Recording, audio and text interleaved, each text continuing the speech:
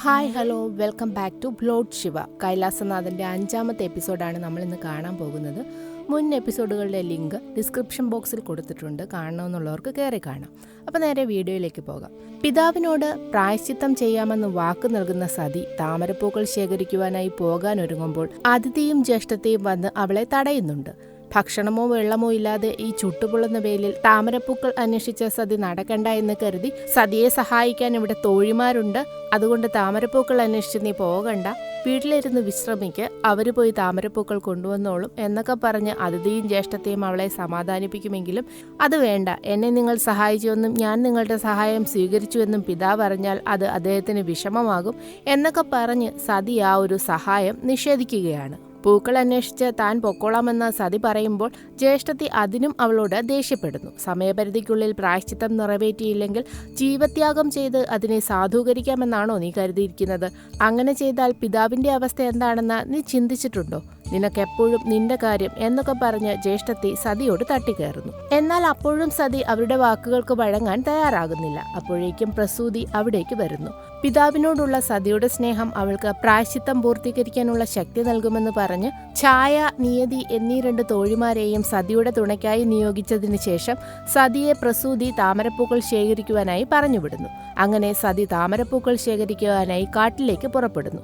ഓരോ തടാകങ്ങളിലും താമരപ്പൂക്കൾ തീരെ കുറവായിരുന്നു. കാരണം ഉണ്ടായിരുന്ന പൂക്കളെല്ലാം അതിനോടകം തന്നെ അതിഥി സതിക്ക് സഹായകമാകട്ടെ എന്ന് കരുതി കൊട്ടാരത്തിലേക്ക് എത്തിച്ചിരുന്നു. എന്നാൽ ആ സഹായം സ്വീകരിക്കാതെയാണല്ലോ സതി താമരപ്പൂക്കൾ അന്വേഷിച്ചു പോയത്. അതിഥിയുടെ ആ ഒരു പ്രവൃത്തി സതിക്ക് തന്നെ ഇപ്പോൾ ദോഷമായി എന്ന് പറഞ്ഞ് അതിഥി വല്ലാതെ സങ്കടപ്പെടുന്നുണ്ട്.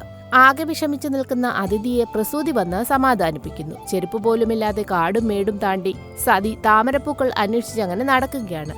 കിട്ടാവുന്ന താമരപ്പൂക്കളെല്ലാം നേരത്തെ തന്നെ കൊട്ടാരത്തിലെത്തിച്ചു. നമുക്ക് തിരികെ പോകാമെന്ന് തോഴിമാര് സതിയോട് പറയുമെങ്കിലും സതി അതിന് തയ്യാറാകുന്നില്ല. അവശരായ തോഴിമാരോട് തിരികെ കൊട്ടാരത്തിലേക്ക് പൊക്കൊള്ളാനും ഞാൻ കുറച്ച് താമരപ്പൂക്കൾ കൂടി ശേഖരിച്ച ശേഷം കൊട്ടാരത്തിലേക്ക് തിരികെ എത്തിക്കൊള്ളാമെന്നും സതി പറയുന്നു. നേരം സന്ധ്യയായതിനാൽ തോഴിമാര് തിരികെ പോകാൻ വിസമ്മതിക്കുമെങ്കിലും നിങ്ങൾ എന്റെ ആജ്ഞ അനുസരിക്കാൻ ബാധ്യസ്ഥരാണെന്ന് പറഞ്ഞ് സതി അവരെ നിർബന്ധപൂർവ്വം കൊട്ടാരത്തിലേക്ക് പറഞ്ഞയക്കുന്നു. ശേഷം അവിടെ അടുത്തുള്ളൊരു കുളത്തിലേക്ക് സതി തനിയെ പോകും. ഈ സമയം പ്രജാപതിയുടെ കൊട്ടാരത്തിൽ ശില്പിയുടെ എല്ലാ കുടുംബാംഗങ്ങളും സന്നിഹിതരായിരുന്നു. എന്നാൽ മൂർത്തി വിഗ്രഹം നിർമ്മിച്ച ശില്പി മാത്രം ഹാജരായിരുന്നില്ല. തന്റെ ഉത്തരവുണ്ടായിട്ടും അയാൾ എത്താതിരുന്നതുകൊണ്ട് തന്നെ പ്രജാപതിക്ക് അത് കൂടുതൽ ദേഷ്യത്തിന് കാരണമാകുന്നു. തന്റെ മകൻ ഒരു തെറ്റും ചെയ്തിട്ടില്ല. ഒരു മൂർത്തി വിഗ്രഹം നിർമ്മിക്കുവാനായി മകൻ ഗന്ധർവലോകത്തേക്ക് പോയിരിക്കുകയാണ്. പ്രജാപതിയുടെ ഉത്തരവിനെ കുറിച്ച് അവന് യാതൊരു അറിവുമില്ല. ഞങ്ങളോട് ക്ഷമിക്കണം. ഞങ്ങൾ അങ്ങയുടെ നിയമങ്ങൾക്കനുസൃതമായി മാത്രമാണ് ഇന്നേ വരെ ജീവിച്ചിട്ടുള്ളത്. ഇനി മേലിലും അങ്ങനെ തന്നെയായിരിക്കും. ഞങ്ങളുടെ ഭാഗത്തു നിന്ന് ഒരു തെറ്റും ഇനി ഒരിക്കലും സംഭവിക്കില്ല. അങ്ങ് ഞങ്ങളോട് മാപ്പാക്കണമെന്നൊക്കെ ശില്പികളുടെ പ്രധാനിയായ, അതായത് ആ ശില്പം നിർമ്മിച്ച ശില്പിയുടെ അച്ഛനായ വൃദ്ധൻ പറഞ്ഞു കരയുന്നുണ്ട്. എന്നാൽ ഒരു ദാക്ഷിണ്യവുമില്ലാത്ത പ്രജാപതി ശില്പിയുടെ സമുദായത്തെ ഒന്നാകെ രാജ്യത്തു നിന്നും പുറത്താക്കുന്നു. ആരെങ്കിലും അവരെ സഹായിക്കുന്നതായി കണ്ടാൽ അവരെയും താൻ ശിക്ഷയ്ക്ക് വിധേയരാക്കുമെന്നും പ്രജാപതി പറയുന്നു. എന്നാൽ വൃദ്ധനായ ഞാൻ എന്റെ സമുദായത്തിലെ സ്ത്രീകളെയും കുഞ്ഞുങ്ങളെയും എങ്ങനെ പരിപാലിക്കും? അവർ എന്ത് തെറ്റ് ചെയ്തിട്ടാണ് അങ്ങ് ഞങ്ങളെ എല്ലാവരെയും ഇങ്ങനെ ശിക്ഷിക്കുന്നത്? അവരെയൊക്കെ ഞാൻ എങ്ങനെ സംരക്ഷിക്കും എന്നൊക്കെ പറഞ്ഞ് പ്രായമായ ആ ശില്പി വാവിട്ട് കരയുന്നുണ്ട്.